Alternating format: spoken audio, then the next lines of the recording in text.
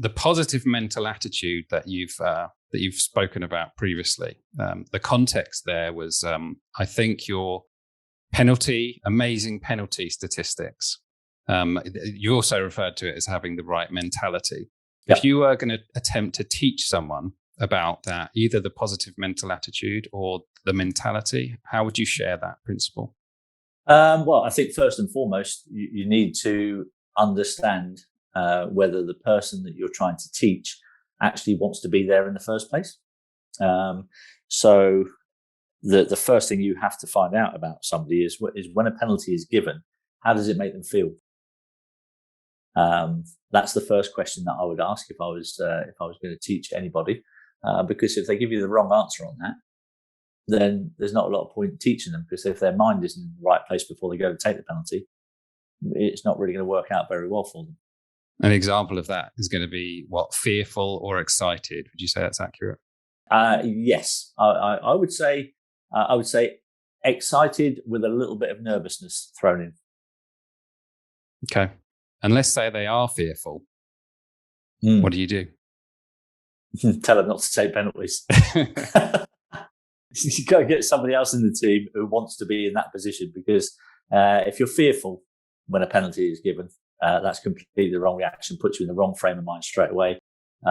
It sows doubt in your mind straight away, and you're going to probably be less successful than somebody who is confident and steps up looking like he wants to be there, and grows when he's stood there ready to take a penalty. He's not going, "Oh my God, there's a whole stadium just looking at me." He's going, "Wow, this is a chance to be a hero." And that's as simple as it is. That is so interesting.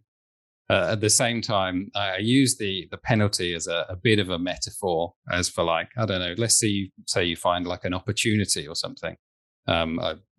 My audience is businesses or business owners or high achievers. So let's say someone is potentially, they have an opportunity to do something and they're fearful.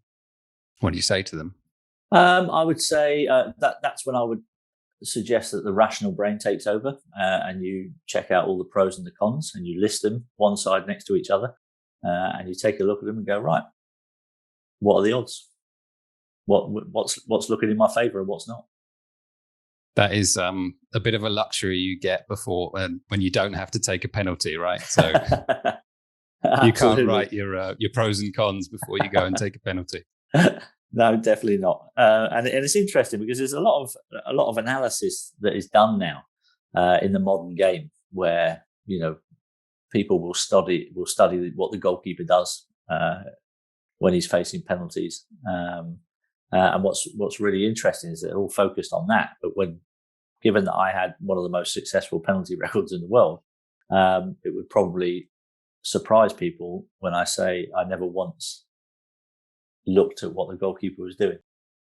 I had no regard for where he dived on previous penalties, no regard for what his strongest side was, where he favoured to dive, and I just backed myself and knew that if I struck the ball well enough into the corner that I wanted it to go, then there was very little chance he was going to save it.